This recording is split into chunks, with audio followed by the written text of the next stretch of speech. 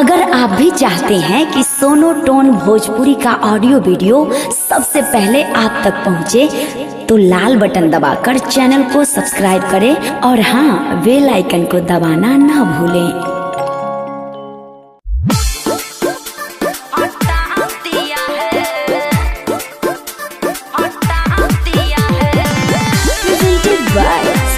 Studio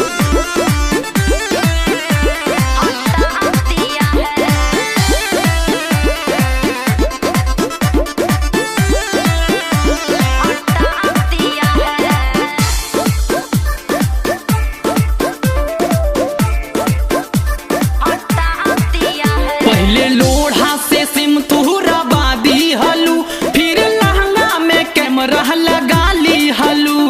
अरे अब सब ठीक बा। पहले लोढ़ा से सिम तुहरा बादी हलू, फिर लहंगा में कैमरा लगा ली हलू।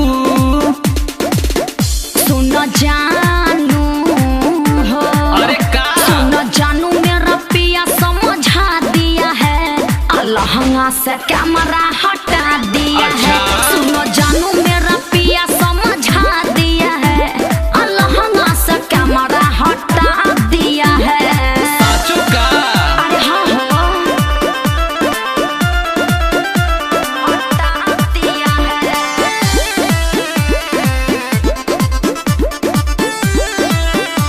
हटा दिया है,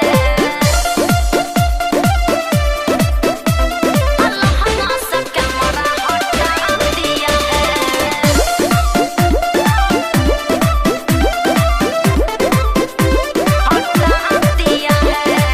बाड़ू हो तेज का दिमाग तू लगैलू, बोला न पियावा के कोई से मनैलू।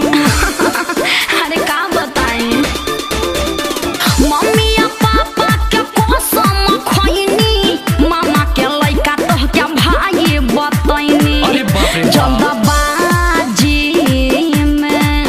जल्दबाजी में वीडियो मिटा दिया है, लहंगा से कैमरा हटा दिया है। सुनो जानू, मेरा पिया समझा दिया है, लहंगा से कैमरा हटा दिया है। समझ लो नो, हटा दिया है।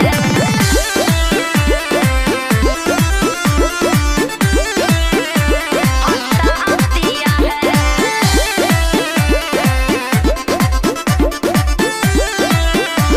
हटा दिया है।